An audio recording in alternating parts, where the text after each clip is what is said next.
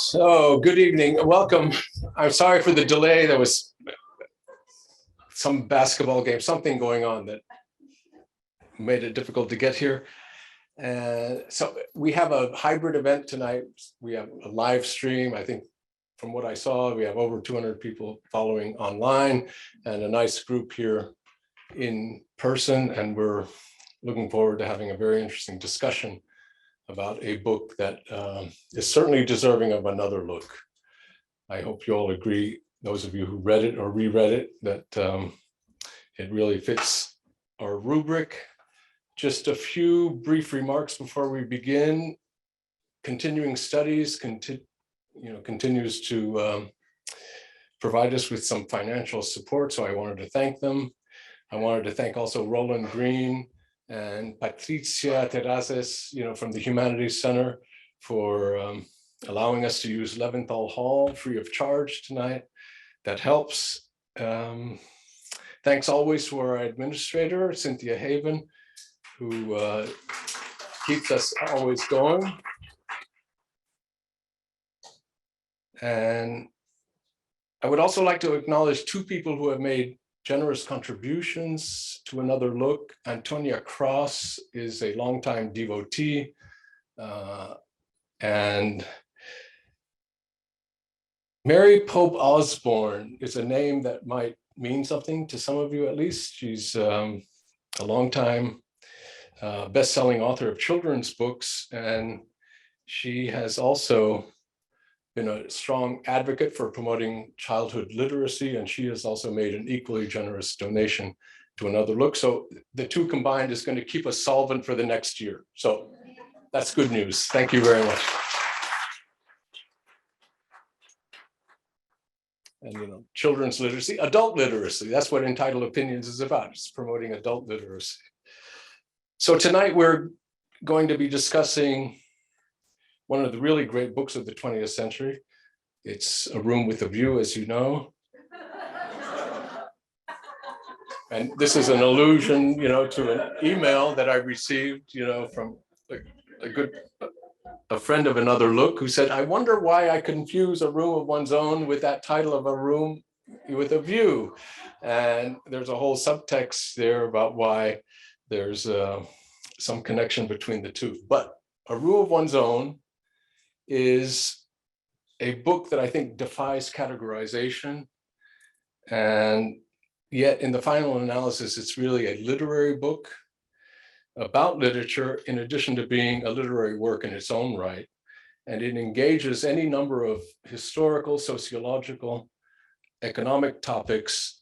Yet the focus of our discussion tonight, I think, because I haven't interrogated all our panelists, is going to be primarily literary.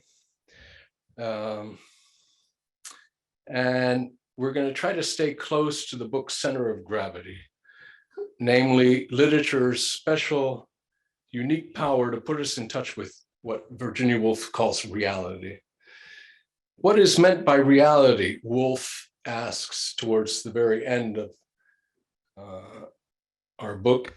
I'm continuing the quote. It would seem to be something very erratic, very undependable, now to be found in a dusty road, now in a scrap of newspaper in the street, now in a daffodil in the sun. It lights up a ground and a group in a room and stamps some casual saying. It overwhelms one walking home beneath the stars and makes the silent world more real than the world of speech. And then there it is again in an omnibus in the uproar of Piccadilly. Reality, and especially modern reality, comes at us fast and furious in disconnected apparitions. And the writer, claims Woolf, I quote her, lives more than other people in the presence of this reality. And reading their books seems to perform a curious couching operation on the senses one sees more intensely afterwards. And I suspect that our panelists tonight, as well as most of you here tonight in the audience and online, who had a chance to read or reread this book, experience exactly this kind of couching operation on the senses, and that we all see the world all the more intensely after reading this book. So, our panelists tonight. We're going to start with Maria Massucco. She is about to conclude her PhD in Italian literature at Stanford with a dissertation on women's madness and woundedness in contemporary Italian novel and films. She has long been interested in the relationship between literature by women and feminist movements. In the fall, she's going to begin working as an English teacher at Sacred Heart Preparatory in Atherton. She also works as a freelance literary translator. She's also an opera singer. And we didn't have time before I came, but you have an announcement to make about something that will be taking place in May, right? So before your remarks, I'll ask you to mention that to the group because I don't have the notes here in front of me. Okay. Maria is going to be followed by Constance Solari, known as Connie Solari to many. I call her Costanza, as in Empress Costanza, mother of Frederick II, in Dante's Divine Comedy, not in Inferno, but in Paradiso. Costanza has an academic background in French and Spanish literature. She taught French and English at Sacred Heart for 41 years, where she also served as Dean of Faculty and Academic Dean. She began writing her first novel in 2000 after a sabbatical spent reading Dante in Tuscany, a novel based on the Inferno. She finished a second novel, Sophie's Fire, about Saint Madeleine Sophie Barat, the French founder of Sacred Heart Schools, in 2010. I think I have a blurb on that book, if I'm not mistaken, right? Since retiring, she has written 2 mystery novels set in the Mediterranean, and not like me, she considers Dante and Virginia Woolf as the twin pillars of her intellectual universe. I have a few more, but those 2 are definitely part of the temple of my intellectual universe as well. And finally, Tobias Wolff, one of the great American writers and storytellers of the post-war period in America. He's the original founder of Another Look, which he conceived of as a gift to the larger Bay Area community. And that's how we continue to conceive of our vocation here. And we're always grateful to him for joining our panels and sharing his unique perspective on the books that he and I chose in tandem for our quarterly meetings. So I had some more remarks, but I'm going to hold off on them because we have a little bit of a late start. So I'm going to ask Maria to inaugurate our discussion. Is this, oh.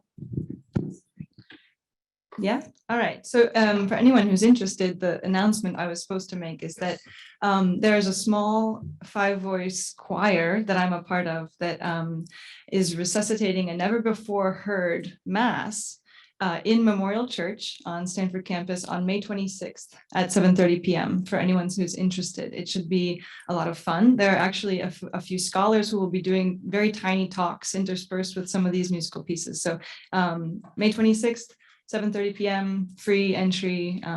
We'd be happy to have anyone who likes early music.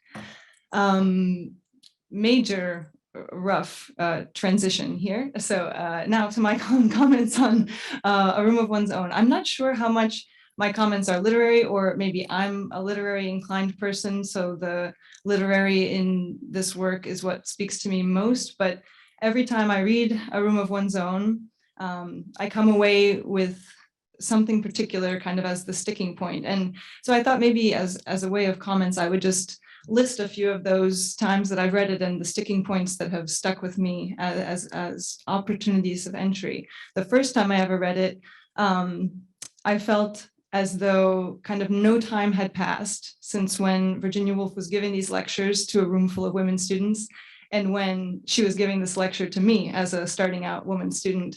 It felt like a validation of certain research questions in a sense. So perhaps this is too much to share, but when I started saying, I want to do literary studies and I'm interested in women's writing and I really want to figure out how women get women's experiences into a fictional universe. And someone said, you seem a little too smart to do women's studies. And I thought, is this 2015 or is this 1915? But so some of the comments that Wolff makes in this, especially the early section, really rang true for me, even as a student in the 21st century, as a kind of manifesto of what I wanted my education to look into. She has this rallying cry for women students to say, there is this question that I'm looking into in this text, which is the average woman finding a prose mode for the expression of her full mind. And she gives legitimacy to that as a research topic of her own. But then throughout, she throws out these optional theses for other students. You know, someone could look into the living conditions of housewives in the 1700s. Some student over there might be able to go and rustle up some diaries from locked drawers and publish them and figure out what was going on in their minds. And I think what's really interesting about giving another look to this text today is how much of that work has been done in the almost 100 years since the publication of A Room of One's Own. How many, especially in the 80s, especially in the high phase of feminist literary research, how much that became mainstream in a sense, how much questions like that, sociological questions, began to be allowed to inform literary research in a way that now is quite serious. And if you're not taking these questions into consideration, you're missing something and you're risking being overshadowed by that tyrannical capital I that she condemns later in the book. So that was the first takeaway.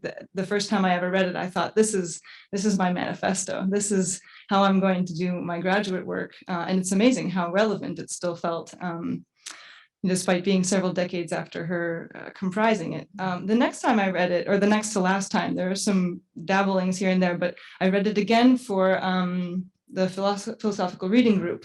And that time I came away, I was in the midst of trying to work on a chapter about contemporary women's writing from all of these different cultures. And I thought, we've arrived. Mary Carmichael has become a poet. We are 100 years down the road and it has happened. The sentences have been found. The minds are incandescent. The masses are there. The publications are many. The vanguard, as the New York Times has put it, or the New York Review of Books has recently put it, the vanguard of women writers is so wide and so varied and so rich. I think Virginia Woolf would be really pleased. She would have so much to critique and to read and to dabble with, and she would be so interested to see all of these stories that were being shared. That was one thought. I mean, just in the time that I've been here, we've had Margaret Atwood, we've had Dacha Maraini, we've had Maggie Nelson, we're having Sheila Hady next week, we've had Sarah Ahmed last week, we've had, Amnia Srinivasan last year, all of these women philosophers and these women writers of fiction, just at Stanford, just in these couple of years that I've been doing grad school here. I think if she was looking to push a vision of variety and mass, critical mass, she definitely had her vision fulfilled. This time that I read the text in preparation of this event, I was a little less upbeat, I think. I thought a bit more dismally about her kind of offhand mention of the women's movement. And I think this maybe was coming to the foreground of my mind because a lot of older women in my life have recently I've been hearing them lament the fact that I thought we'd already won this fight. I thought we'd already gotten past these political barriers. I thought we'd already established certain rights and freedoms and points of access. And it seems that there's a frustration in a lot of contemporary women movements with a feeling of backslide. So there's something really interesting to feel Virginia Woolf say that the suffrage movement is a thing we've already done, and it's a thing that prompted so much violent retaliation and slander and critique and cruelty by so many of these male authors that she seems almost resentful of how that phase has impacted literature. And I came away from that section in particular thinking, when she talks about the fact that Elizabethan literature would doubtless have been different if the women's movement had started in the 16th century and not the 19th, she's glad it didn't start in the 16th century. She doesn't want Shakespeare to have written from a point of anger. She wants Shakespeare to have written as he did, from pleasure, feeling unchallenged and free. And it's fascinating how much that reveals about Woolf's priorities in terms of literature with a capital L or liberation with a capital L. And I don't actually mean that as a critique of Woolf's feminism. I mean it to say she wants this transition, but she wants it to be fast. She wants the angry, vitriolic, and animosity-filled portion of this transition to be short-lived. She wants everyone to be able to return to a phase of that pure essential oil of their vocation, you know, that she's looking for. And I think that's why thinking through what she and the women's movement have to do with a room of one's own, that's why the piece is so soothing, not because she doesn't understand that there's cruelty and violence and slander. Obviously she does. She works all the way through her own anger and discusses the causes of the anger of the misogynist that she's reading, but because she seems to feel that there is so much of that going on in the period that what she can provide actually is respite. She can provide a textual form of a room of one's own. So in the end, it made me think of that early feminist writer, Christine de Pizan, who writes the book of the City of Ladies. And so Christine de Pizan, she is saying to herself, as I was thinking about all these horrible things that learned men say about women, a great unhappiness and sadness welled up in my heart, for I detested myself and the entire feminine sex, as though we were monstrosities in nature. This is a woman who is coming to this conclusion against all that she knows about her own experience and the women in her life. And so then what does she do? That's the beginning of her book. The rest of the book is a process of her constructing a mental citadel in which to take refuge with a number of ladies against all of the voices that are telling her something different. And I think I find a contemporary parallel in Woolf's Room of One's Own, the construction of a place where these women students can return time and time and time again and find what they need in terms of encouragement and in terms of conviction and literary criticism to continue this work and this pursuit of one's own vocation, despite in Woolf's perhaps very prescient way, what she foresees as possibly being an extended period of trial and tribulation of trying to complete the process of women's liberation. So I look forward, obviously, for the rest of my life to returning to readings of this text and finding new things. Thank you. I want to take a little credit for she's my student. Constance, I kind of. Thank you. Yeah, I sort of find myself on the other end of a career that Maria's at the beginning of, and I've been reading A Room of One's Own myself for many decades.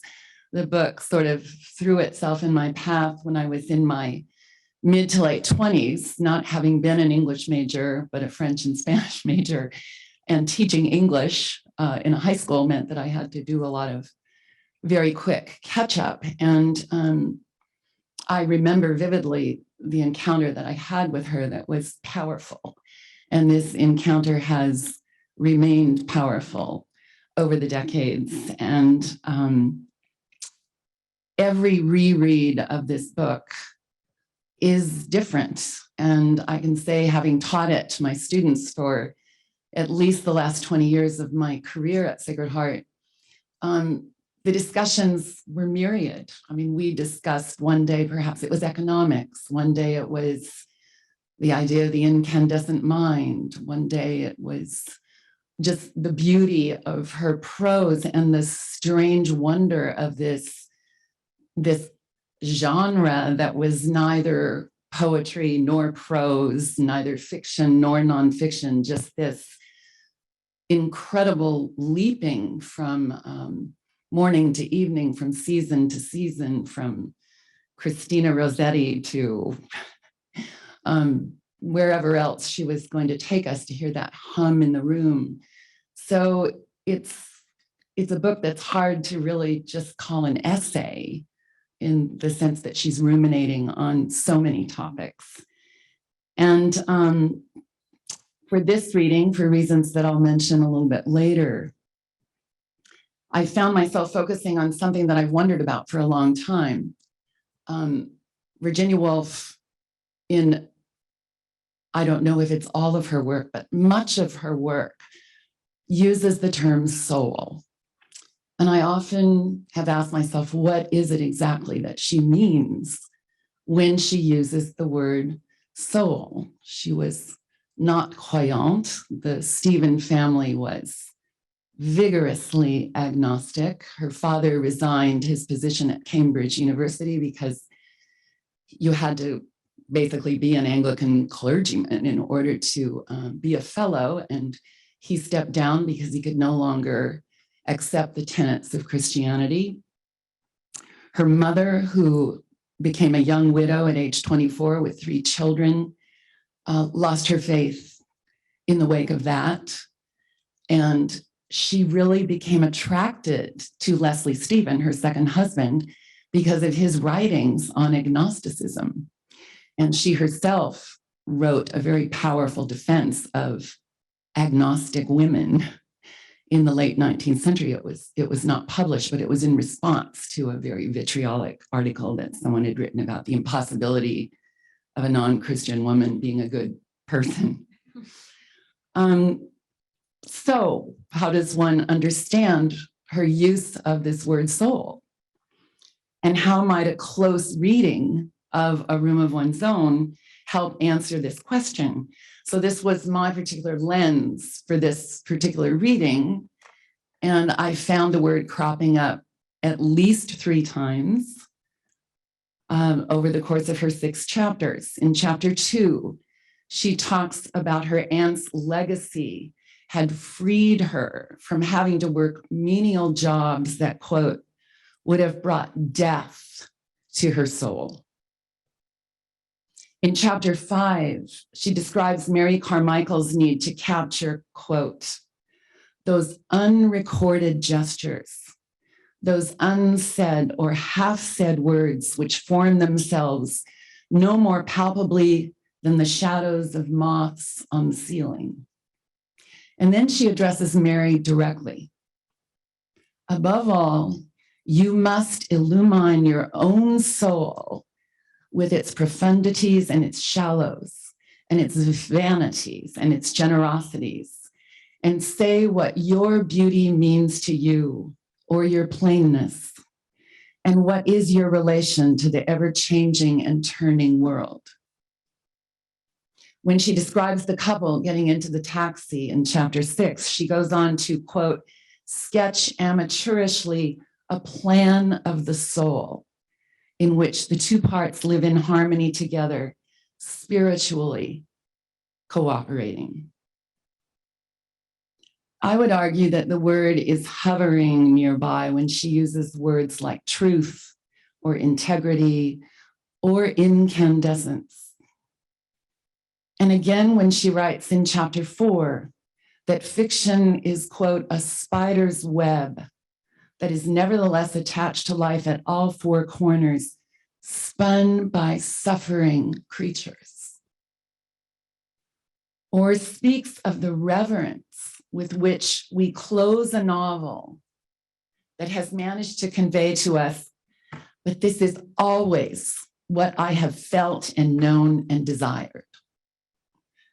This is why I carry her work around like a holy book, that she has managed to write what I have always felt and known and desired in a way no other writer can. And she does it through that suggestive power of her prose, insinuating an idea that goes into our head and then sort of explodes there like some organism sending out tendrils that eventually allow us to come to our own understanding of what it is to live within this reality that she so wants writers to contend with. She never preaches, she never expounds. She writes in a way that to me is evocative of that spider's web or that shadow of a moth on the ceiling. If we do have souls, she comes as close to touching mine as anyone ever has. My husband of 50 years passed away less than a month ago. For whatever reason, while he was sort of sinking down over those last few months, this phrase kept coming into my head: to burn always with a hard gem-like flame, to maintain this ecstasy is success in life.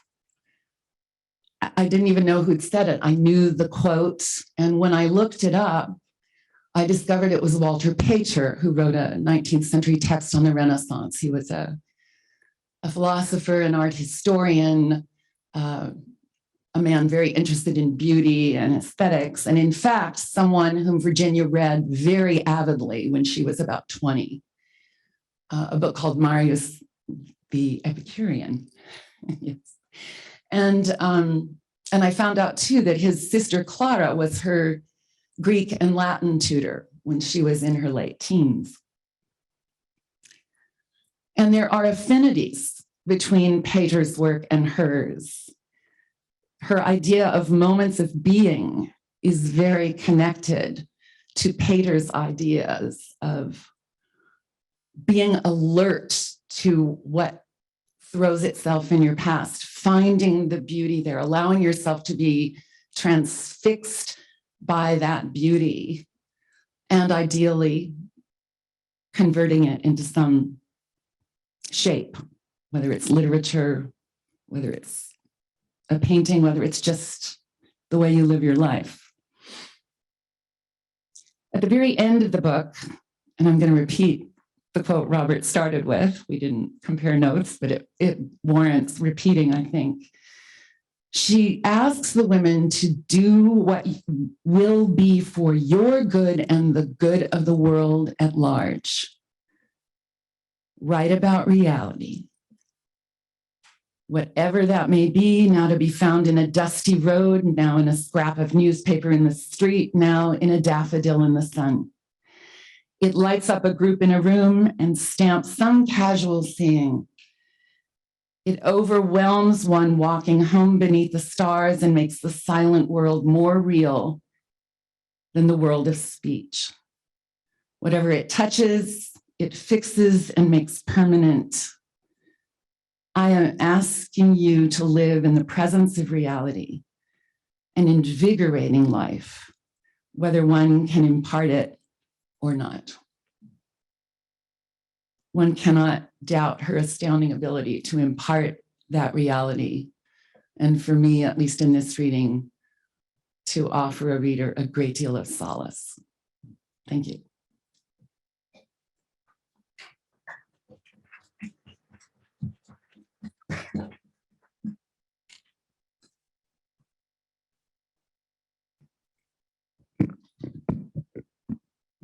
There's a passage I'm going to read just a little bit of when toward the end of the book, when Virginia Woolf is remembering this kind of school age habit, which we never grow out of sorting people into superior and inferior. Yeah, she calls it the private school stage of human existence, where there are, quote, sides, and it is necessary for one side to beat another side, and of the utmost importance to walk up to a platform and receive from the hands of the headmaster himself a highly ornamental pot. As people mature, they cease to believe in sides or in headmasters or in highly ornamental plots. And she goes on to say, where books are concerned, it is notoriously difficult to fix labels of merit in such a way that they do not come off. Are not reviews of current literature a perpetual illustration of the difficulty of judgment? This great book, this worthless book, the same book is called by both names. Praise and blame alike mean nothing. No, delightful as the pastime of measuring may be, it is the most futile of all occupations, and to submit to the decrees of the measurers, the most servile of attitudes. And yet here we are. We're measuring, but boy, I don't have a yardstick long enough to measure this book. And in fact, the encouragement not to judge is itself futile. As Camus said, to breathe is to judge. And I can't myself, but I'm so invigorated by the reading of this book, that the beauty of its sentences and the kind of that cold air of truth that keeps blowing through it. I just love this book. It reminds me in some ways of a book that may of a writer who may have learned from reading this book and in writing one that we discussed in our series, Another Look, The Fire Next Time. And that has to do, both of them have this almost forensic way of approaching our relations with each other, the way things are and why they're that way. And here in that passage that I just read, she talks about the way we sort ourselves into sides and impute inferiority always to the other side. And in other words, that there is an inequality in our relations with each other. And in both writers, and I'm really struck by it in this work, the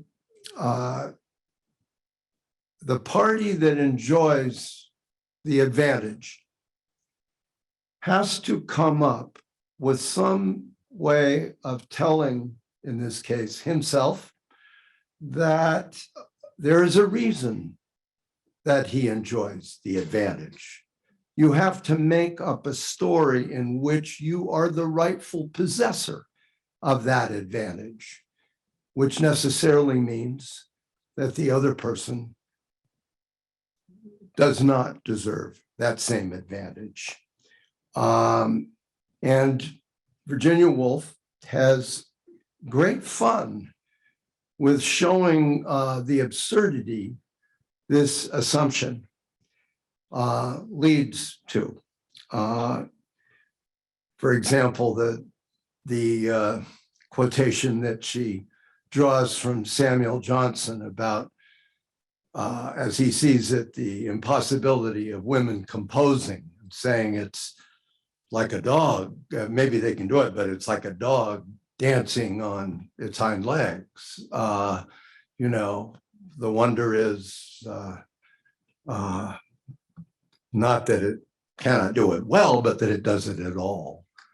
Or Oscar Browning's the Cambridge Dawn, talking about when he examines the does the exams of his students, of students there, that the most intellectually inferior of the male students is still better than the most intellectually gifted of the women. That kind, and she does this in a sense of wicked fun. I mean, it probably did not strike her readers necessarily as great fun. But at this remove of time, the absurdity is has a kind of comical dimension for us. It is so ridiculous, and yet you know that that the cultural atmosphere that made those kinds of comments possible and that persisted through not just centuries but millennia is something that she felt as a sometimes almost crushing weight, and she has other such quotations here and there. I won't go into them all, but then you see it acted out in the very day that she spends at what she calls Oxbridge in this book, where she's denied entrance to a library because she doesn't have a man with her or a proper letter of introduction from a man, from the right man, where she's literally chased off the grass of a college by the beetle. And it's this, it's a kind of comical rendering of what is not in life from day to day, a comical thing. And to get back to what we were talking about here, about it being showing up in the literature, I found it really interesting that she lighted on the way in which, and this is I think the turn that it takes, where any comedy and seeing the absurdities to which this idea has led men, is the tragedy. The dark dimension of this is the way that women have internalized that view of themselves, that in some strange way they find themselves in a kind of demeaning agreement with these views. For example, Lady Bessborough writing to a man with whom she's been at a dinner party.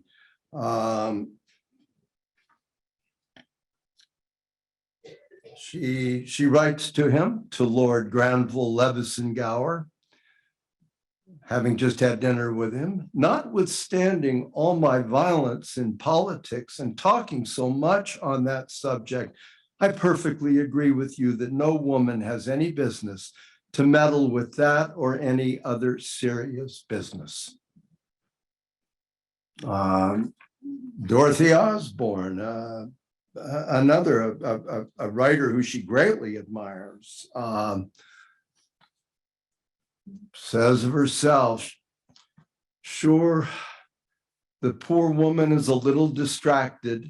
She could never be so ridiculous else as to venture at writing books, and in verse too. If I should not sleep this fortnight, I should not come to that." The idea that for a woman to write books is ridiculous. So you see the effect of this atmosphere of disdain, never perhaps not always expressed as disdain, but just as a kind of assumption, and how that becomes a kind of toxin that women take in just through the atmosphere that they live in. And I think that's one of the most powerful streams that run through this book. I will disagree with Virginia Woolf on one thing, or at least put this as a question. She takes issue with Charlotte Bronte's Jane Eyre goes up, you remember, on the roof, and she's thinking about how caught she is, that these horizons are not available to her to pass beyond, that there's a great world out there that she cannot belong to. And Virginia Woolf faults this as a fault in the novel, not as because she obviously thinks that Charlotte Bronte has spoken in her own voice through the character there, and she calls it a jerk of indignation that it, to use her term, contracts the work. That somehow or other this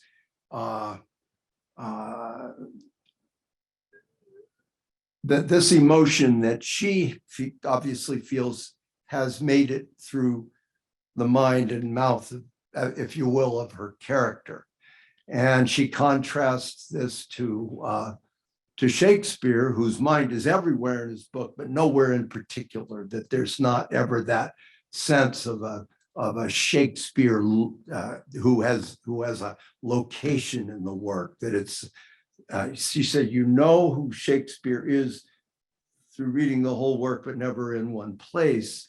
I do not find that, I think that's actually a really beautiful passage in Jane Eyre. And it seems natural to me that it would arise from that character. And at that moment, she hears Grace Poole laugh, and that's where Virginia Woolf catches. Another thing that I would love to talk about here, and Virginia Woolf describes the novel form that she's inherited as having been literally a man-made thing.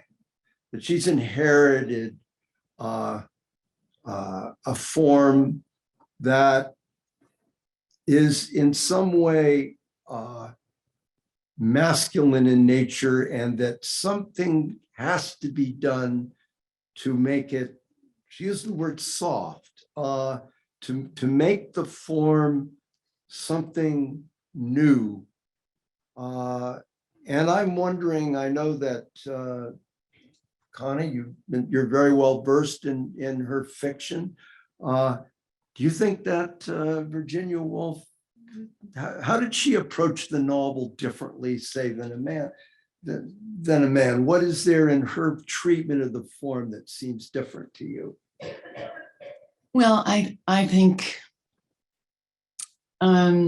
she's obviously not the first writer. I mean, she's a contemporary of Proust and Joyce, who were doing something very similar in terms of what we sometimes call this stream of consciousness technique. That's not unique to her, but it seems to me it is something that underpins a lot of her work after, say, 1920, when she started with her most famous novels, that she's, again, with this very, very light brushstroke, diving very deeply into the consciousness of a character or a set of characters, and emulating to some degree the way in which our minds really work, and sort of flit from thing to thing without necessarily judging them, with simply landing on them. And her syntax, I mean, I was amused in this reading, and when she's talking about those 19th century writers without an ounce of the woman in them, and that she's quoting all of these sentences that are, this very straightforward subject, verb, object.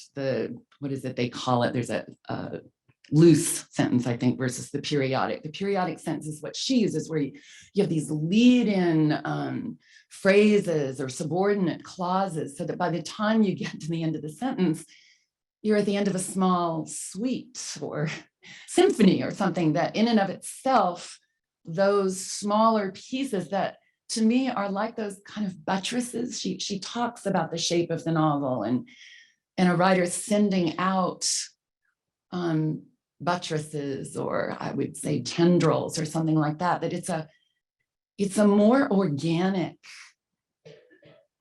and flowing and unstructured kind of sentence that is then in the larger sense of the novel in the paragraphs and in the sectioning of the novel is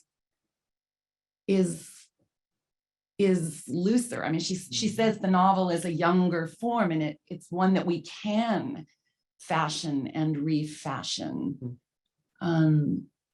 So that would be a partial answer to your question, maybe.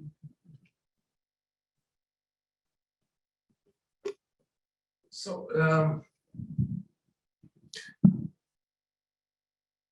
another way to answer the question is with the first word of the book, I think.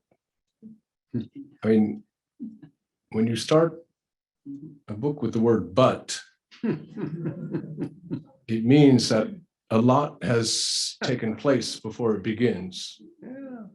And that's right. Said, but we asked you to speak about women in fiction. And what does that have to do with a room of one's own? So there's a signaling that on the one hand, all this kind of thought and work has taken place off screen, as it were, invisibly before the book begins. At the same time, the word but has something of the objection in it. And it means that, yes, the history of the novel, male-dominated, etc., is not the whole story, because there is something that doesn't fit cleanly into that framework. Let's see if I can find later. I think, what chapter is this? This is very interesting. When she's speaking about the way in which the suffragette, this is what Maria was talking about.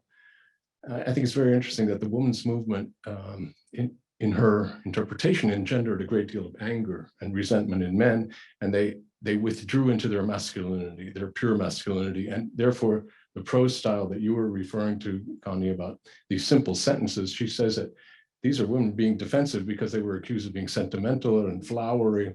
So they're trying to write like men, but the wrong kind of men, because the right kind of men, Coleridge, Tennyson, and others, they had equal parts woman in them as men, as the best women writers had equal parts men as well as women. And later, when she gives the example, I don't even know if the guy has a name, but it's that novelist that she's reading, contemporary of hers. She goes back to this word but. And I'm not going to read all the buts, but I just say, but after reading a chapter or two, but here I turned a page or two, but she has not a bone in her body, I thought, but I had said but too often. One cannot go on saying but. One must finish the sentence somehow. I rebuke myself, shall I finish it? But I am bored. Yeah. And she's bored. And why was I bored? Partly because of the dominance of the letter I. Maria, you refer to this strong subject, male subject, and she's trying to look behind, what is it behind this ego I that presents itself? She can't tell if it's a tree or a woman. There's nothing. This is the kind of enshrinement of a male ego that is under threat. And this goes very beautifully with her sense of how women have been so responsible for so much of civilization, because they have this magic power to magnify by multiple orders the stature of a man. When they can make a man appear 2 to 3, 4 times larger than he actually is, and that without this magnifying power of the feminine, we would not have had heroism. We would not have had the buildings. So much of the motivation, all the kind of will that went into building a civilization required this thing. What she never says, but it's a counterpart of that, is that the great fear is belittlement. When a man is belittled, and no one can belittle a man more effectively than a woman can, that's the counterpart of this spirit of magnification. So I think there's a lot contained in the but that begins the book, that tells us that there's a completely different canon, and she's going to go into it, and so forth. And in fact, so the first sentence I mean, just since we're speaking about a great literary work, but you may say, and so forth. And then she goes on in the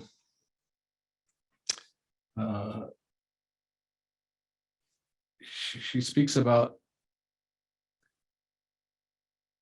in the second sentence, I think in part 2, she said, I sat down on the banks of a river and began to wonder.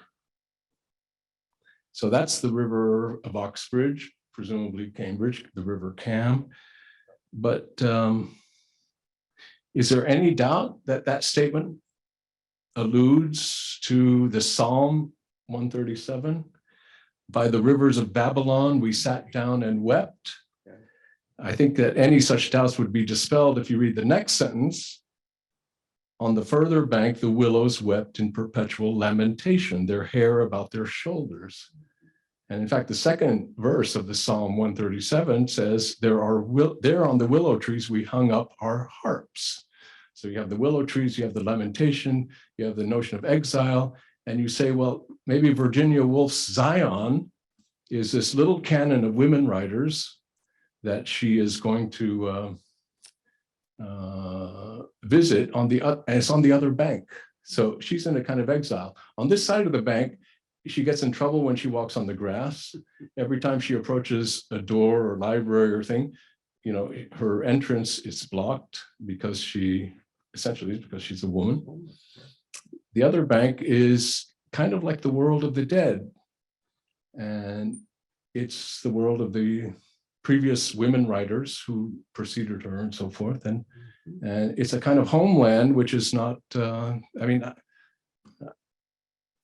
I really don't know what it's like to be a woman, but I think that if I were a woman, I would think that I was born into the wrong world somehow. This world is not my real homeland, you know what I'm saying? And that the other bank is where I have to look for this history I'm trying to tell. Maria, I don't know if you have some.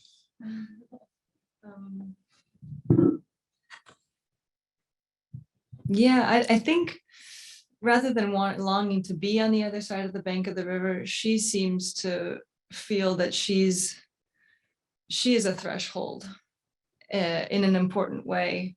And that's the real absence in this book, is that Virginia Woolf is giving these speeches, not some teacher of literature, you know, not the woman novelist of the day. And she's completely leaving herself out of the genealogy of women's writing that she's connecting from the frustrated biographers and potential poets of 5-act dramas that instead just were limited to letters, or perhaps the occasional novel, because that was the form that was still soft and had space for them. And she's speaking to this hall full of future women scholars and writers. And I think that she doesn't necessarily see that other bank of past women writers as the table of the triumphant that she will join on the other side. I think she sees it as a really sad lack of pomp, a lack of critical mass, in a sense. She wants, she definitely wants the banquet table to be much fuller in the future, I think. And the novel form in that sense, because it is able to take in and contain and have space for all of these other forms, from the letter to the verse to the partial biography. She's also comments later on, perhaps in 100 years, the inclination for autobiography will be spent. She's kind of jabbing at what women writers tend to do in that day and age. I think she's a bit more forward-looking in the sense of a genealogy of women's writing, despite also wanting to regale the women who did write before her. No, I mean, I think it's true. However, she doesn't put herself directly into the genealogy that she's tracing. On the other hand, she does presume to speak from a position of authority as like the most accomplished woman novelist in history, which I think she is, by the way. And 100 years hasn't done anything to create a woman writer of her I don't know, what would you call it, beauty, virtuosity, something like that.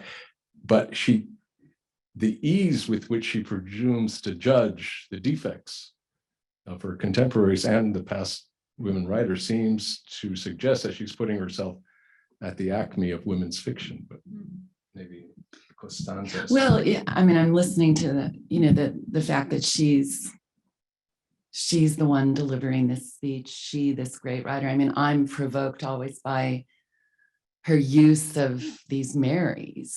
And of course, she claims throughout that she's not Virginia Woolf. She's one of the three Marys. And when she speaks of Mary Carmichael, I always take that to be herself talking about herself. I mean, yes, I do. I take her to be pointing out to this novel, see, this is what I'm talking about, women.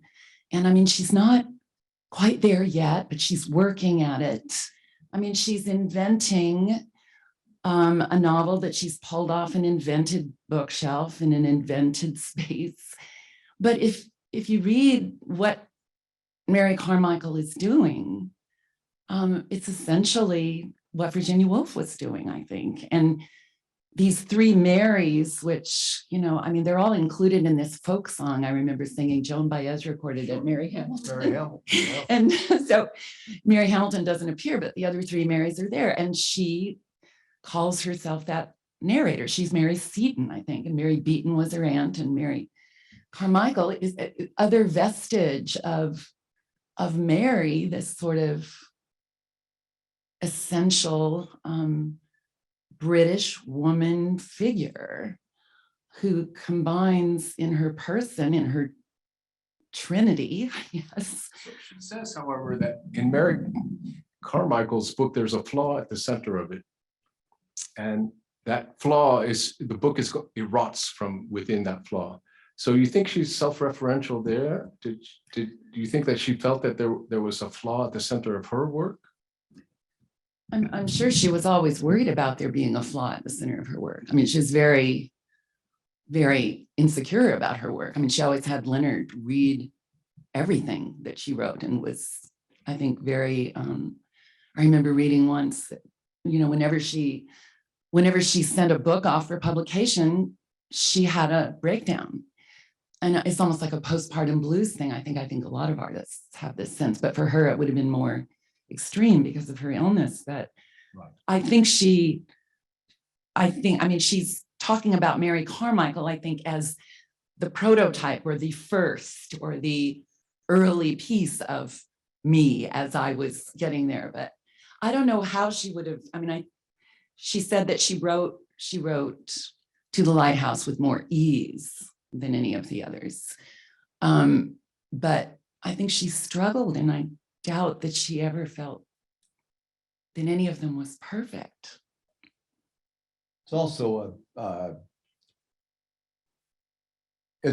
a rhetorical way of avoiding using the word I, Yeah. which I mean, she's found a very neat way around that. It seems to be telling a story rather than projecting that I that obscures so much in her view.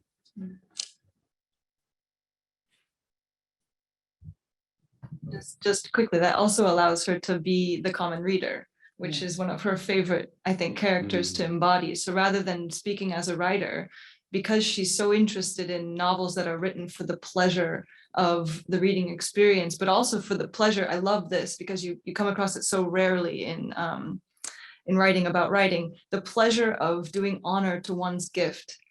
Which she's so attached to, the idea of fulfilling one's vocation and giving full expression to one's genius, rather than writing about that explicitly in her own. I think that would maybe be even too intimate, perhaps, for her to have to then reveal the difficulties or maybe the insecurities. She gets to write from the point of pleasure and critique of the reader, and really goad these women into giving her more material, more to consume, more to critique, more to analyze. So we're going to open up to questions shortly, but just one comment about the role that thinking plays in the book. You could take a Marxist interpretation of a room of one's own and say, well, it's all about the means of production. If you have a room of your own, you have 500 pounds a year, then you can now enter into the superstructural world of art and narrative. And it's true that a room of one's own allows a person to have a place of retreat where she can express and articulate the thoughts that come to her. But so much that's under description in a room of one's own is about going outside the domestic sphere into either the world of the city, or it's even on the riverbanks where her mind is always pullulating with thoughts. She casts a line into the river. She gathers it up. She goes out and she describes always thinking about this. I pondered this. I thought that. I pondered that. And then she goes home and she brings all that, and the room will allow her to incubate the expression. But I think the suggestion is that women have been thinking all along over the centuries and millennia. Their minds have been full of thoughts all the time, but they just didn't have the material means in order to arrive at an articulation. And that makes the vision even more tragic. And it almost seems to put extra pressure on her contemporary women novelists and future women novelists to somehow redeem, the foremothers. And but that's a very hard proposition. So we are at that stage. We could maybe take some questions from the live audience first. Could I ask people in the Zoomlandia to send their questions to Q&A so we can hear from you as well? Yes, for those of you online, if Yes. you wouldn't mind sending questions you might have in the Q&A box, we would collect them and entertain them. So I can read one of them. anyone who in the meantime wants to ask a question can raise their hands, right? Did we leave you speechless?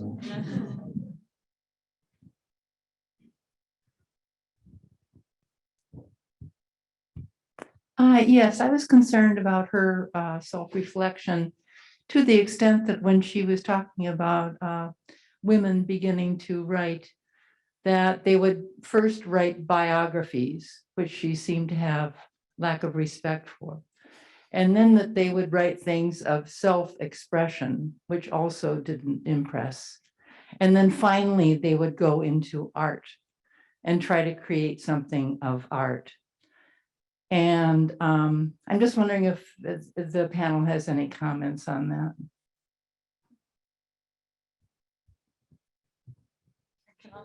Yeah. That reminded me of two things. There's a passage in a work by Arcangela Tarabotti, who was a cloistered against her will nun in Venice, who has this incredible treatise about how you'll never know what women's true vocations are until they've had justice for long enough to not feel they need to be lawyers. And I think that's brilliant, right? So I think part of her critique of these forms for women writers is that you don't know if that's really what they would be good at. It's just the first thing that they feel they need to say. And so it's going to take a long time to process all of that, get all of that out of the system. Like Robert was saying, there's a lot of built up thinking about one's own experience. When you learn a foreign language, for example, I teach Italian here, the first thing you learn to talk about is things that pertain to your immediate self and everyday life. And that's kind of like the beginning of women's writing. The first things that are going to come out are these experiences that are highly autobiographical, not necessarily every single time, but a lot of the early writing that's going to come out of these personalized accounts or accounts of people that have given them the task of recounting their life. So these very immediate biographies. And I don't think hers is a criticism necessarily saying these are lesser forms, but she's very disappointed that that would be the limitation of form for a mind that perhaps was meant to do history or meant to do sociology or meant to do economics or whatever it might be. That's at least how I read it. Yeah.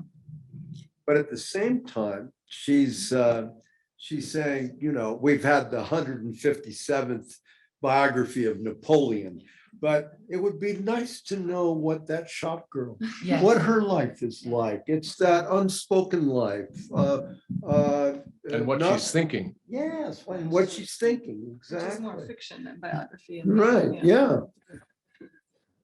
And I was thinking about how academia hasn't changed at all in 100 years when she's saying that we don't need one more thesis on Keats's debt to Milton's, you know. I'm sorry, but in your department, they're still writing theses on Keats's.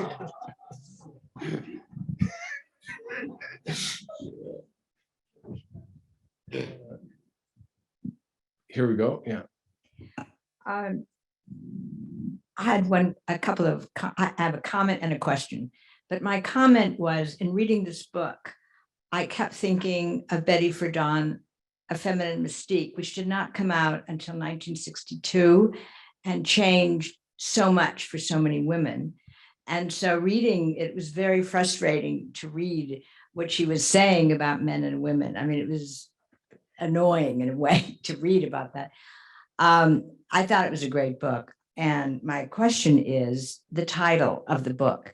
I wondered what each one of you thought about the title of this book. That's my question. That's my question. A Room with a View.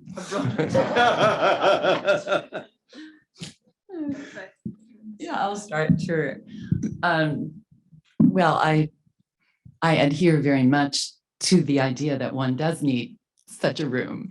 And I think I had a real wake-up call when I did go visit Jane Austen's home at Chawton and saw that tiny little round table about this big that she wrote all of her work at in the common sitting room.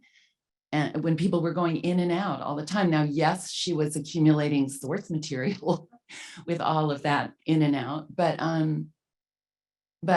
mean, I did not come to novel writing myself until I was 50, but the first novel I started, I was still teaching, and I couldn't write until I was not working. So I only had my vacations during which I could write. And I had to have a space of my own where no one was going to bother me. I mean, and that's me. I also like to do my homework in my room alone with no music, you know, so I think I may not speak for everyone, but it certainly rang true for me. Yeah, it was kind of the conclusion of my opening remarks, is that for me, you can read it as Connie was just discussing, which is, I think, a completely legitimate statement by Virginia Woolf that this kind of work often benefits from having a door with a lock on it, and privacy and uninterrupted hours. On the other hand, I kind of take it for my own reading purposes as this book is the room of my own, where I can go back to in a literary way, kind of frequent it. I think because of the aesthetic choice that she makes, everything in the book is soothing. Even if it is a kind of flaneur's journey around these different outdoor spaces and cafes and luncheons and sitting rooms, they are spaces that it's a pleasure to frequent with her.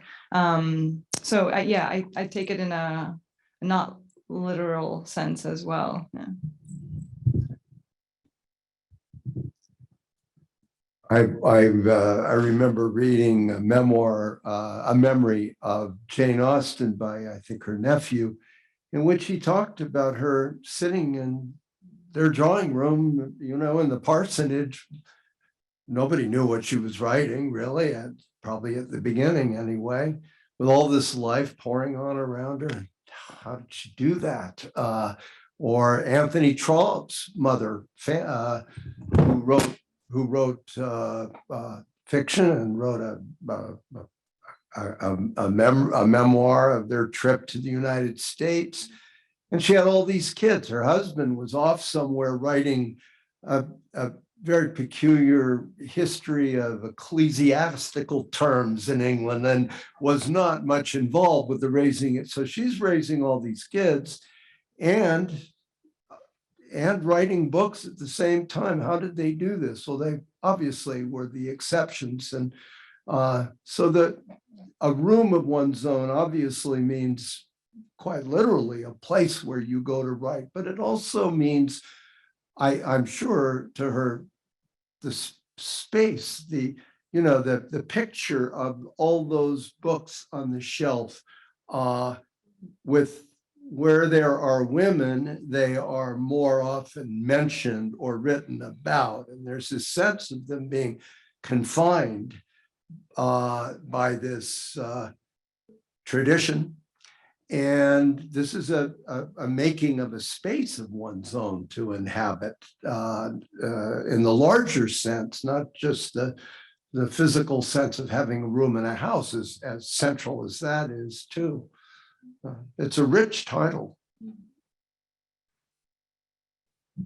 Yeah, well, very quickly, I'll just say that a room is, it's not a, it might be a necessary condition. I'm not even convinced it's a necessary condition, but a sufficient condition. You know, a lot of women had rooms. What they didn't have is freedom, especially freedom of travel.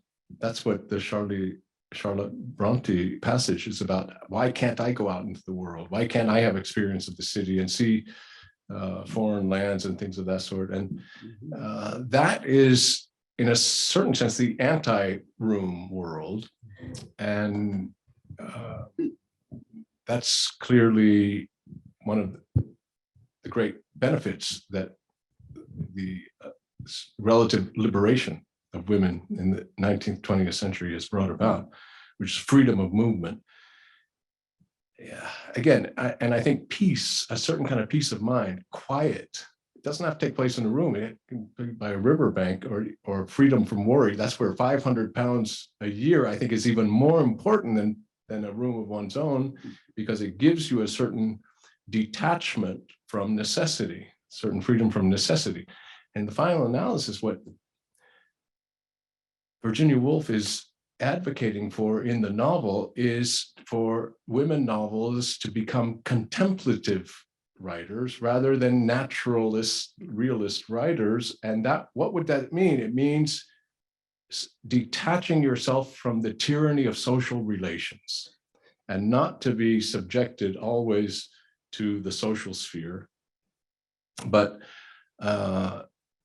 you know, cultivate that freedom of thought that takes place within one's subjectivity. And I think you're right. I mean, I agree that the room it's a rich title, because that room, it's on the one hand, it's physical space, but it's also that internal subjectivity that when it's free to think and has a certain relative freedom from the necessities of survival, can thrive with material that can then later get converted into a novel. Yes. I wasn't an English major, so I didn't write any thesis, but you can also argue, so I'm on page 38, the room of one's own, you know, she goes into like how the average woman was having 13 children, you know, and you're either pregnant or taking care of a kid. And I mean, can you just imagine how harrowed your life is like that? You don't have any space, you don't have a personal life, you're the vehicle for your family, right? And so you might say, well, you know, the room of it's really talking about a woman being herself. And I don't know, I was reading this, 500 pounds a year, that sounds like basic universal income, right? and then she made a very interesting comment on why are women poor? And this goes into the treatise of economics. And I find it fascinating in that she's talking about, you know, being not angry and writing calm, you know, sort of this, what you guys were all talking about, this calm, sort of the beauty of life and language. But then she goes into all the inequities of the system, and sadly is still with us right now.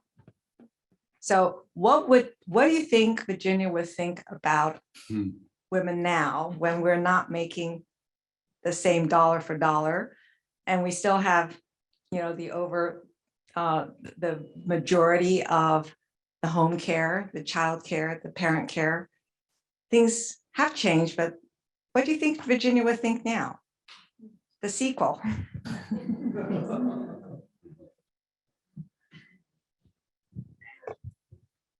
I think we have a lot better off than she did, or they did.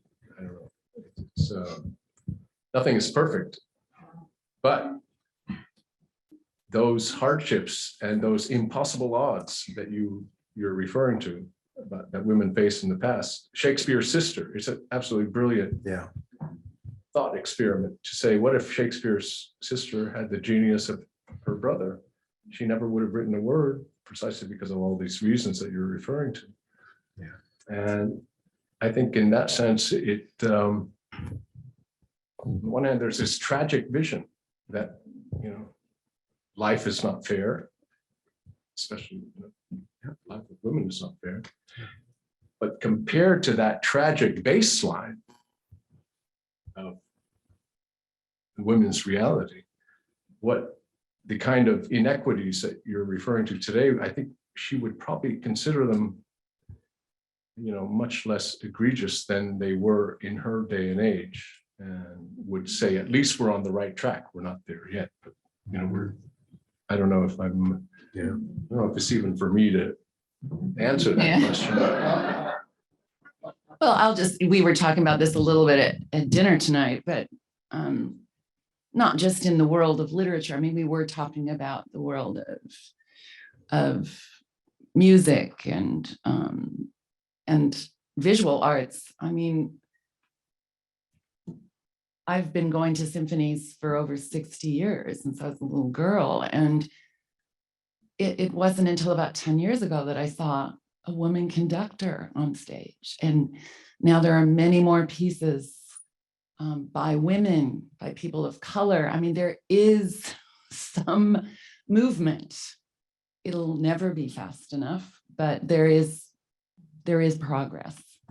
And yes, I think she would be pleased looking at bookshelves today by comparison with what she was looking at then. Shall I ask one question that's come in from Zoomlandia?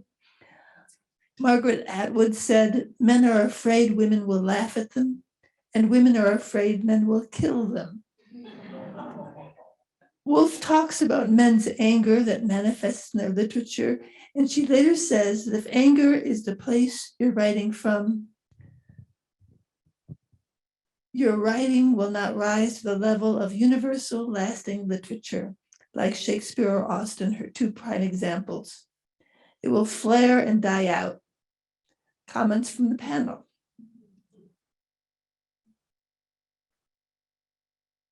A lot of this book is about anger, is it not? And how to, if not control it, to overcome it. Sorry. Oh. I think I was thinking a lot about whether a lot of this book was about anger, or a lot of what she was trying to say couldn't be said unless she dealt with anger first. So she doesn't really want to talk about anger. She's so sick of angry suffragettes. And I think that's partially to her detriment, in a sense, that she, as I was saying kind of in some of my earlier remarks, she's so committed to the priority of literature with a capital L, that a lot of these very important social and economic and cultural and class issues are taking a back seat in her mind, because she's not concerned with ordinary women. She's concerned with women of genius. And she really needs women of genius to be able to get access to the conditions by which they're going to be able to get great books out and into her hands. But in one sense, she's a great researcher, because she limits her field of inquiry enough, England in these centuries in this way, and living conditions by women who had this number of, so she's not trying to make a broad statement about necessarily all women in all cultures for all of human history. On the other hand, I'm not sure that I would have the same standards or preferences for what I look for in literature. I'm not even sure I would give literature a capital L the way that she does, but different wars have happened between our two lives. So that's also to be considered. She admits herself that after certain wars, poetry does different things in different settings. And so it's hard to know, if we would have the same priorities as her.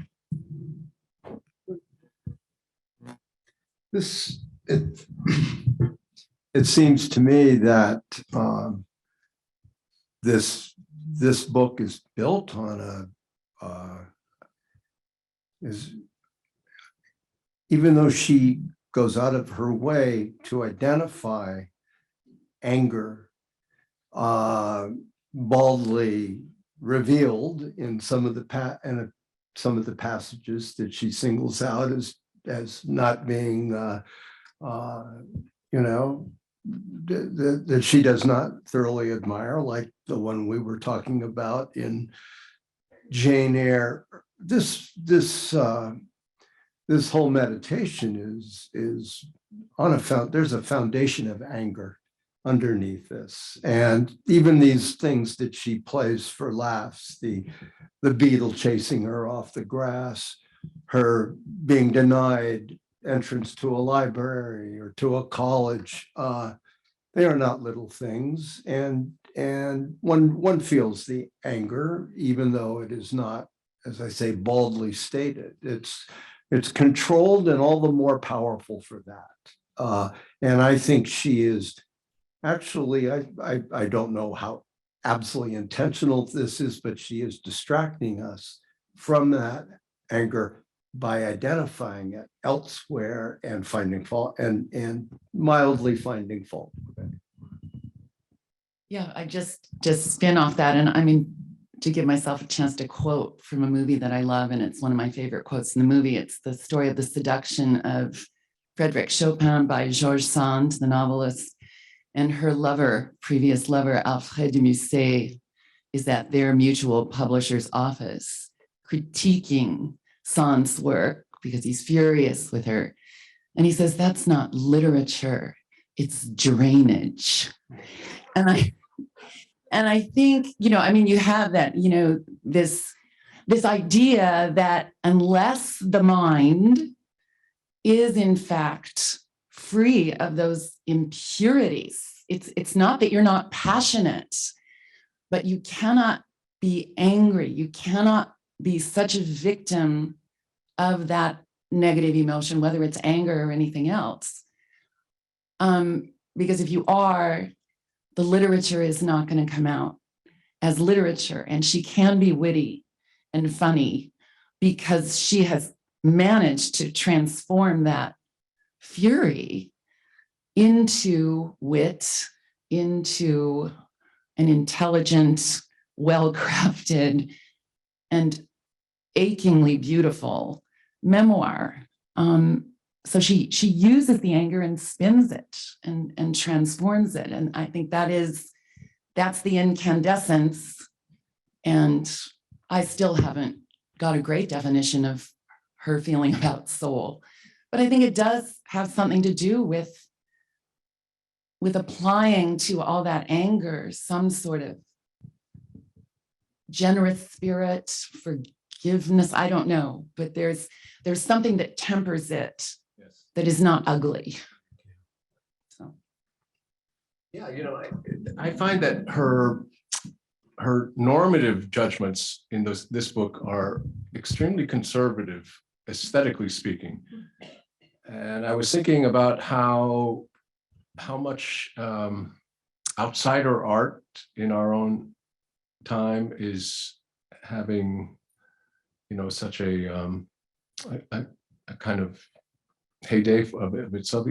Outsider artists many of them are artists in asylums who never had any formal training, and their art is straining against the aesthetic standards of educated academic art standard, and it fascinates a lot of people. And I was thinking about outsider art when she was describing some of the defects of the women writers and the kind of jerkiness, the refusal to remain within the bounds of the aesthetic, and that Jane Austen, in the final analysis, Jane Austen emerges as a literary miracle that has no explanation. She is so improbable because she was a woman who suffered all this kind of inhibitions and lack of privileges of a woman of her era, and yet she wrote what she considers perfect sentences and perfect novels. So yeah, there are some of those books that I'd never heard of when I was reading. I thought, I think it might be interesting to go take a look at those books and kind of reevaluate them. Yeah. But even Jane Austen, Cabin dog. women get thrown out of houses because they don't have any money. And their fates are decided outside their own will often. And Jane Austen was not unaware of the injustice of that, or it is just the beautiful control. She makes you feel the rage rather than expressing it herself. That's her great gift. But sometimes it's useful. I was thinking of Graham Greene's memoir, A Kind of Life, which begins in writing one's memoir, revenge should not be the purpose, but it is a good place to start. And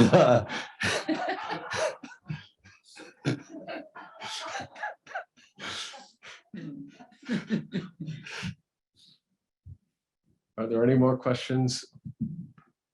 Cynthia, Anyone? online? I didn't see any online. Anybody out here? Here's one. All right, well, we can take one last one maybe. One last one. I have a daughter who's college age, and there's a lot of re-examining gender identity. And I thought it was interesting in the part where she talked about trying to be a more masculine woman writer or more feminine masculine writer. And I just wondered if your students or the younger generation would react differently to this book now, given the changes that we're seeing. I'm not going to touch that. And the funny part is I'm speaking about my younger students. So the big critique that my co-teacher and I just got in a winter course is binary thinking is so out. And I roll my eyes. I mean, I'm also in agreement, obviously, that binary thinking is not necessarily a productive way to classify the world. But Virginia Woolf herself in this text says, and you just want to kiss her for the sentence that kind of pulls it all back, two genders are already not enough. Like, why would we ever get rid of one of them and get us down to just one? So I think, there's not a lot of pushback against this text that I've necessarily encountered. Usually it's very, very, very generative and so fruitful, and also so encouraging, but also has that skill of a really wonderful teacher, which is the standards are really high. So it's warm and it's encouraging, but it's not coddling. She's very critical and very hard on these women students in a way that makes them want to step up.